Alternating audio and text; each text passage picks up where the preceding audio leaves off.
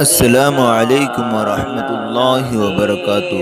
ناظرین، اگر آپ ہمارے چینل میں نئے ہیں تو ہمارا چینل یس سر چینل کو سبسکرائب کریں اور بیل آئیکن کو دبائیں تاکہ نئے ویڈیو اپلوڈ ہوتے ہی آپ تک نوٹیفیکیشن کے ذریعے پہنچ سکے۔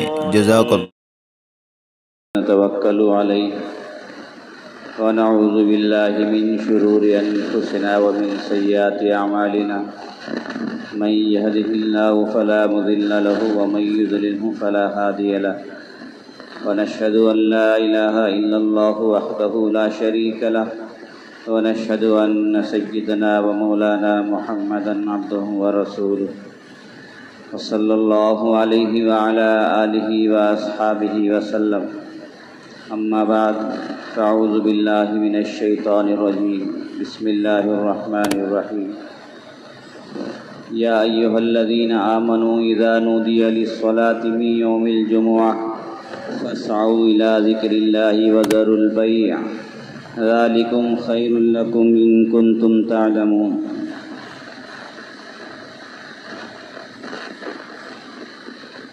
میرے محترم بزرگوں اور عزیز دوستو، اللہ تبارک و تعالیٰ نے اس آیت کریمہ کے اندر اس کا نام ہی سورہ جمعہ، جمعے کے بارے میں احکام ہیں۔ اذا نودی للصلاۃ، جب اذان کے لیے آواز دی جائے،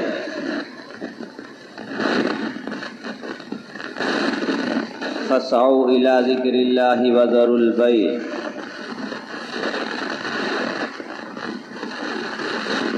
تجارت کو، کاروبار کو چھوڑ کر کے مسجد کی طرف آؤ، اذان کی آواز کی طرف آؤ۔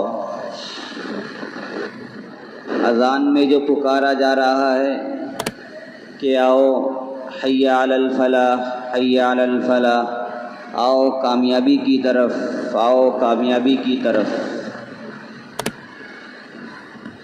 تو اس سے بتانا مقصود یہ ہے اللہ تبارک و تعالیٰ کو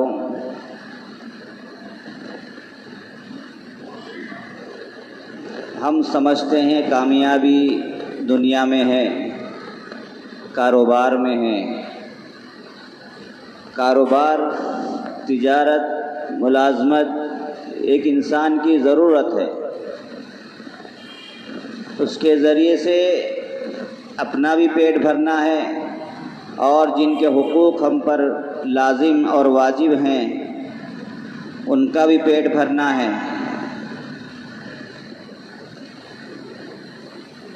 لیکن اصل جو کامیابی ہے وہ اللہ نے نماز میں رکھی۔ اسی لیے جمعے جیسے مقدس دن کے اندر، فضیلت والے دن کے اندر، جب جمعے کے لیے اذان دی جائے تو اپنے کاروبار کو، اپنی تجارت کو بند کرو۔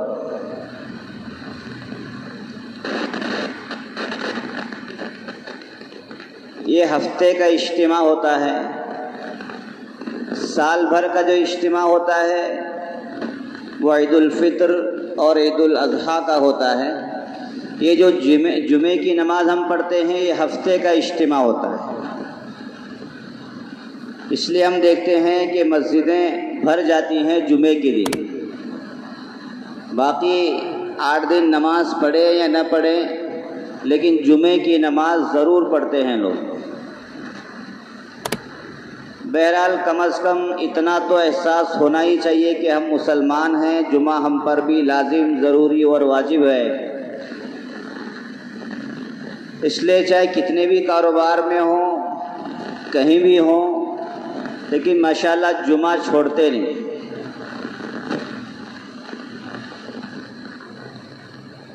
جیسے جمعہ فرض ہے اسی طرح سے 5 نمازیں بھی فرض ہیں۔ جس طرح جمعہ کے چھوٹنے پر پوچھ ہوگی اسی طرح سے تمام نمازوں کے چھوٹنے پر بھی پوچھ ہوگی۔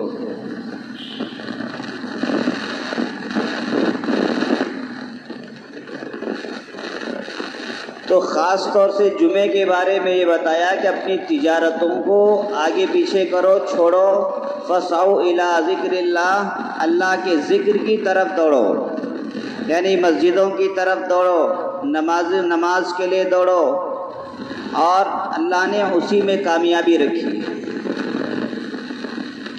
تجارت کوئی بری چیز نہیں کہ بھئی آدمی تجارت کرنے سے دنیا دار ہو جائے گا، ایسا نہیں۔ تجارت تو ایک ضرورت ہے انسان کی، اس کے اپنے بچوں کی، بیوی بچوں کے، اور جو ان کے ذمے ان کے حقوق ادا کرنے ہیں، ان کا پیٹ بھرنا ہے، اس لیے جس کے حقوق ادا کرنے ہیں، جس کو ہم حقوق العباد کہتے ہیں، تو اس لیے حقوق العباد کو ادا کرنے کے لیے کچھ تو کمانا پڑے گا، کچھ تو تجارت کرنی پڑے گی، کچھ تو ملازمت کرنی پڑے گی۔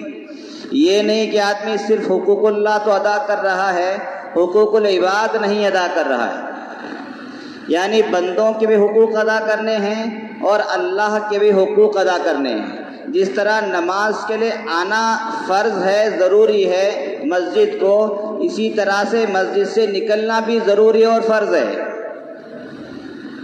یہ نہیں کہ بس آدمی آ کر کے بیٹھ گیا مسجد میں، بس بیٹھ گیا، نہیں بیٹھ گیا، ادھر بیوی بچے انتظار کر رہے ہیں کہ ہمارے ابا لا کر کما کر لائیں گے، ہم کو روٹی کھلائیں گے، یہ بیٹھا ہوا مسجد میں دعا کر رہا ہے، بس نماز پڑھ رہا ہے۔ یہ نہیں، اللہ نے جو حکم دیا ہے، جس طرح مسجد میں آنا فرض ہے، اسی طرح سے نکلنا بھی فرض، اس لیے کہ اب تم نے حقوق اللہ یعنی اللہ کے حقوق کو ادا کیا ہے، اب بندوں کے حقوق ادا کرو باہر نکل کر کے۔ اللہم انی اسألک من فضلک، جب ہم مسجد سے نکلتے ہیں یہ دعا مانگتے ہیں اللہ تعالیٰ سے۔ یہ ہمارے نبی حضرت محمد مصطفیٰ صلی اللہ علیہ وسلم نے یہ دعا سکھائی۔ جب مسجد سے نکلیں تو یہ دعا پڑھیں، اللہم انی اسألک من فضلک، اے اللہ میں تجھ سے تیرے فضل کا سوال کرتا ہوں۔ یہاں فضل سے مراد روزی ہے۔ اب میں نے تیرے حقوق ادا کیے، تو نے آواز لگائی چلو کامیابی کی طرف، چلو نماز کی طرف، اے اللہ میں نے آ کر کے نماز پڑھ لی، اب میں مسجد سے اسی نیت سے نکل رہا ہوں کہ میں فضل حاصل کروں۔ فضل یعنی رزق حلال، معاش، جس کے ذریعے سے اپنوں کے حقوق کو ادا کیا جا سکے۔ اللہم انی اسألک من فضلک، فضلک فضل کے معنی ہے روزی، رزق۔ اے اللہ میں تجھ سے سوال کرتا ہوں، یعنی مسجد سے نکلتے ہوئے بندہ یہ سوال کر رہا ہے، اللہ سے مانگ رہا ہے کہ اے اللہ میں نے نماز تو پڑھ لی، اب میں باہر نکل رہا ہوں کوشش کرنے کے لیے، تجارت کرنے کے لیے، ملازمت کرنے کے لیے، تو مجھے روزی دے دے۔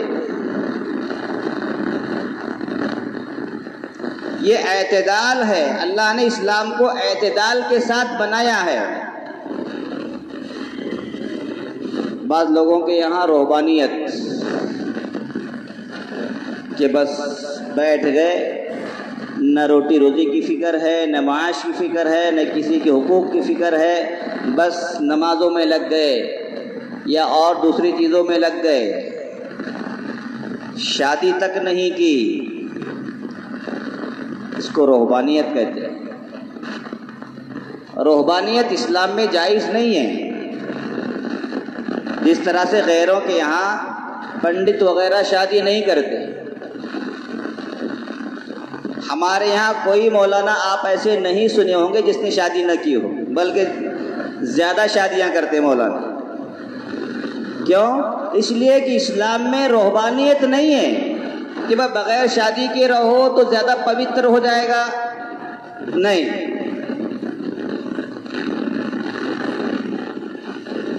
شادی کرنا فضیلت ہے ہمارے یہاں، اللہ کے نزدیک وہ انسان زیادہ پسند ہے جو شادی شدہ ہو۔ اسی لیے حدیث شریف میں آتا ہے جس نے نکاح کر لیا، جو شادی شدہ ہو گیا، اللہ اس کی ہر عبادت میں ثواب کو بڑھا دیتے ہیں، اور اگر شادی نہیں ہے تو اس کا جو ثواب ہے وہی رہے گا، لیکن شادی کے بعد میں اس کے ثواب کو بڑھا دیتے ہیں۔ تو اسلام میں یہ روحانیت نہیں ہے۔ روحانیت آپ کو کرسچنوں میں ملے گی، بدھسٹوں میں ملے گی، اسی طرح سے ہندوؤں میں ملے گی، لیکن آپ کو اسلام میں روحانیت یعنی بس سب کچھ دنیا کو چھوڑ کر کے، نہ شادی کی نہ بچے ہوئے، کچھ نہیں، بس اکیلا تنہا ہے، بیٹھا ہوا ہے پہاڑوں میں یا کہیں الگ سے بیٹھا ہوا ہے، اسے دنیا کی کوئی فکر نہیں۔ یہ اسلام نہیں سکھاتا ہے۔ اسلام کہتا ہے بندوں کے درمیان رہو، ان کے حقوق ادا کرو، اس کے ساتھ ساتھ میں اللہ کے حقوق ادا کرو۔ وہ بندہ اللہ کو بہت پسند ہے۔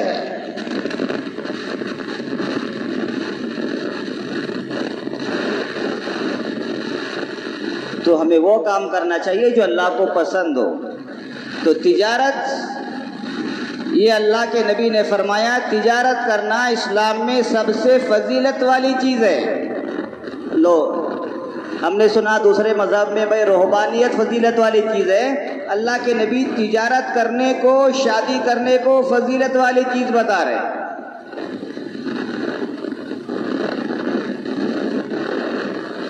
اللہ کے نبی نے تجارت کی، ملک شام کو جایا کرتے تھے حضرت خدیجہ کا مال لے کر کے، حضرت خدیجہ کا مال لے کر کے ملک شام جایا کرتے تھے اللہ کے نبی تجارت کرنے کے لیے، اور اللہ کے نبی کے جانے کی وجہ سے حضرت خدیجہ کے مال میں، تجارت میں برکت ہو گئی، اس لیے کہ نبی آخر الزماں ہیں۔ اللہ کے نبی جس چیز کو ہاتھ لگا دیتے تھے برکتوں سے بھر جاتی تھی وہ چیز۔ اللہ کے نبی نے ایسی بکریوں کے تھنوں کو ہاتھ لگایا جن کے تھن سوکھ چکے تھے، اللہ کے نبی کے ہاتھ لگانے کی وجہ سے ان تھنوں میں دودھ بھر گیا۔ اب ظاہر سی بات ہے اللہ کے نبی جس کی تجارت کر رہے ہوں، جو مال تجارت کر لے جا رہے ہوں، اس میں کتنی برکت ہوگی۔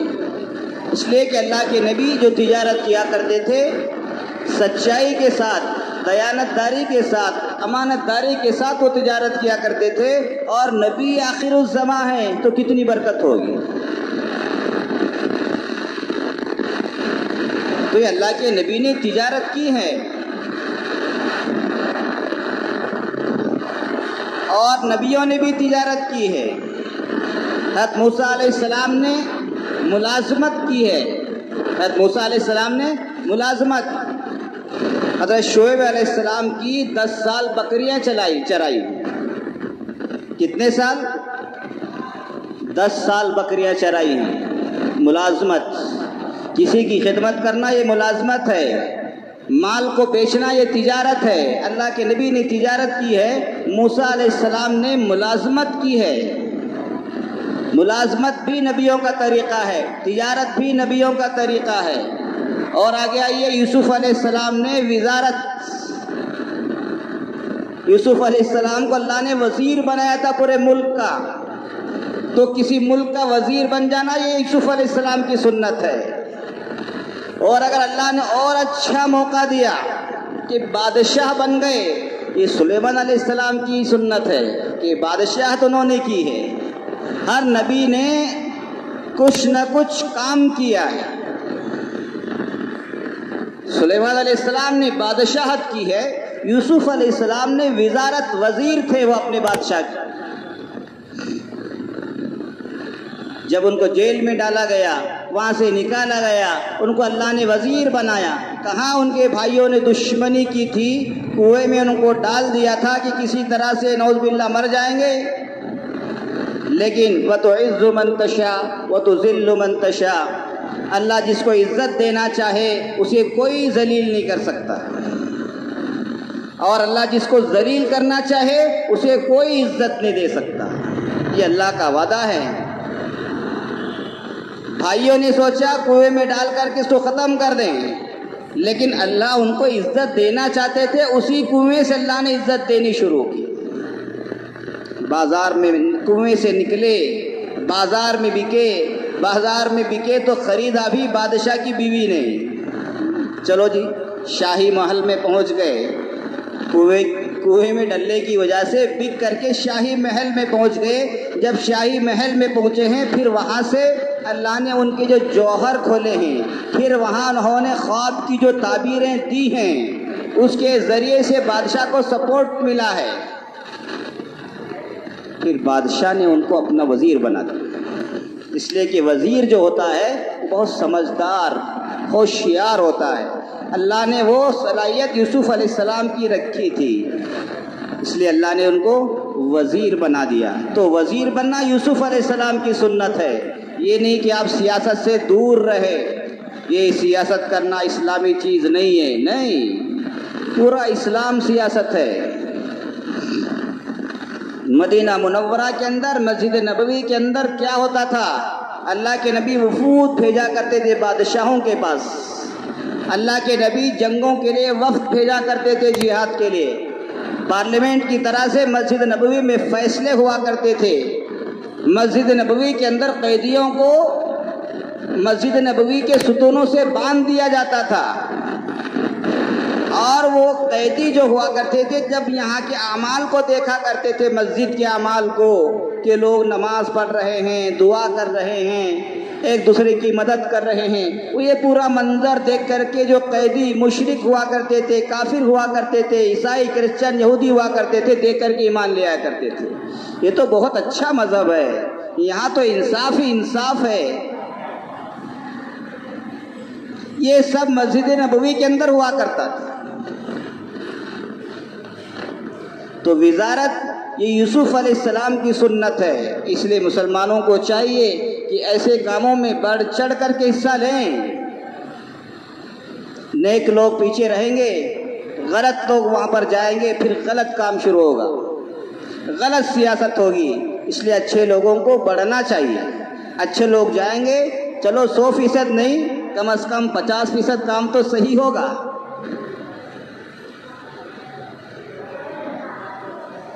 ہمارے مسلمانوں کو چاہیے کہ ان چیزوں میں حصہ لیں، یہ نبیوں کی سنتیں ہیں۔ صحابہ کرام کو دیکھیں، بڑے بڑے ملکوں کے اللہ نے ان کو گورنر بنایا تھا۔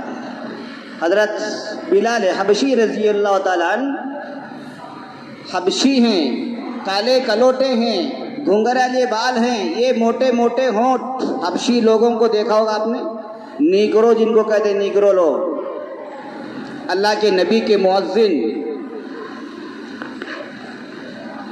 ہم صرف ان کو اتنا جانتے ہیں کہ وہ مؤذن تھے، اذان دینے والے، آج کل کے جیسے مؤذن نہیں تھے وہ، بلکہ اللہ کے نبی کے زمانے کے فائنانس منسٹر تھے حضرت بلال حبشی رضی اللہ تعالیٰ عنہ، جس کو آج ہم فائنانس منسٹر کہتے ہیں۔ اللہ نے ان کو عہدہ دیا تھا، اللہ کے نبی نے ان کو وہ عہدہ دیا تھا کہ وہ فائنانس منسٹر تھے۔ فائنانس منسٹر کہتے ہی یہ بہت بڑا عہدہ ہے، کس کو بنایا تھا؟ اللہ کے نبی نے حضرت بلال حبشی رضی اللہ تعالیٰ عنہ۔ تو سیاست کوئی گندی چیز نہیں ہے، لیکن ہم نے سیاست کو گندا اپنے اعمال سے بنایا ہے۔ اس لیے اسلام کے اندر سیاست بھی ہے، تجارت بھی ہے، ملازمت بھی ہے، وزارت بھی ہے، اور امامت بھی ہے، سب چیزیں۔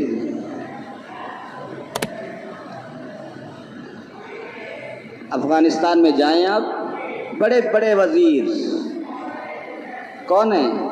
ماشاءاللہ داڑھی والے، جبے والے، پگڑی والے، پورے ملک کو چلانے والے، دشمنوں کو بھگانے والے کون لوگ ہیں؟ تو یہی مولانا وغیرہ ہی علماء ہی ہیں۔ آج کوئی وزیر داخلہ بنا ہوا ہے، کوئی وزیر خارجہ بنا ہوا ہے، کوئی وزیر اعظم بنا ہوا ہے، کوئی امیر المؤمنین بنا ہوا ہے۔ یہ سیاست ہی تو ہے۔ اگر سیاست غلط ہوتی تو وہ کبھی نہ بنتے۔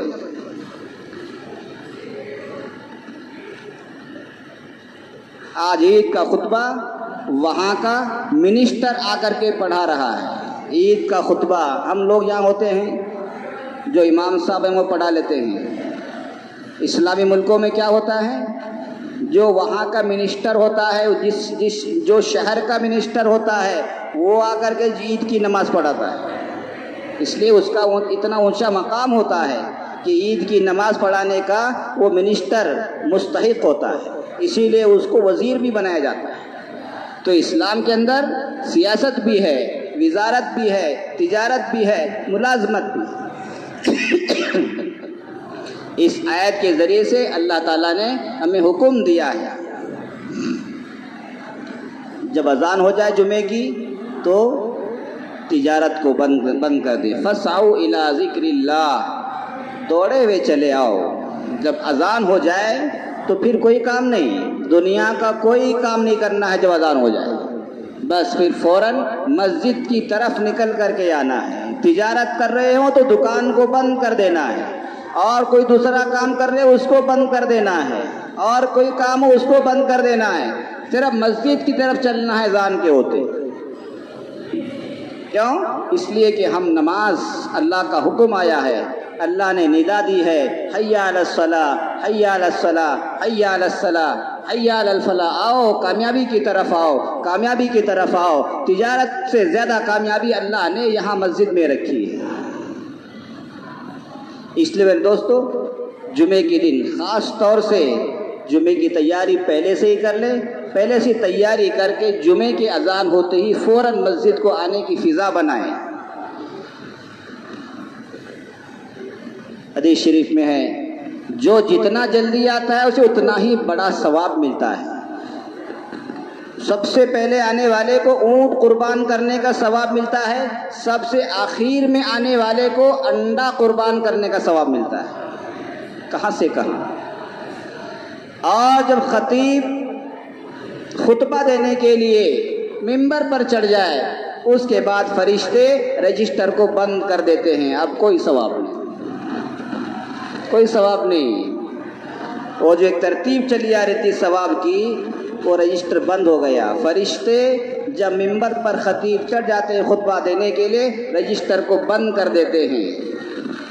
ہاں، جمعہ پڑھنے کا ثواب ملے گا، یہ نہیں کہ جمعے کا ثواب نہیں ملے، ہاں جمعہ پڑھنے کا ثواب ملے گا، لیکن جلدی آنے کا جو ثواب ہے وہ جمعہ یعنی خطیب کے خطبہ دیتے ہی وہ رجسٹر بند ہو جاتا ہے، ثواب بھی بند ہو جاتا ہے وہاں سے۔ اس لیے میرے دوستو اس کا اہتمام کریں۔ جمعے کے دن تو خاص طور سے جلدی آنے کا، اذان کے ہوتے ہی آ کر کے نماز کا انتظار کرنا یہ ثواب ہے، نماز کا انتظار کرنا یہ ثواب لکھا ہے علماء نے۔ اس لیے آ کر کے ہم بیٹھیں گے، بھئی نماز فلاں وقت ہوگی، انتظار کر رہے ہیں، یہ ثواب میں لکھا جاتا ہے۔ یہ نہیں کہ ہم 5 منٹ 10 منٹ اپنا پہلے خامخواہ آ کر کے بیٹھ گئے، نہیں، یہ خامخواہ نہیں ہے، اللہ اس کا ثواب دے رہے ہیں۔ ایک نماز سے دوسری نماز کا انتظار کرنا یہ ثواب میں لکھا جاتا ہے۔ اس لیے اس کا اہتمام کریں، جلدی آنے کی پوری فکر کریں۔ اللہ ہم سب کو عمل کی توفیق نصیب فرمائے۔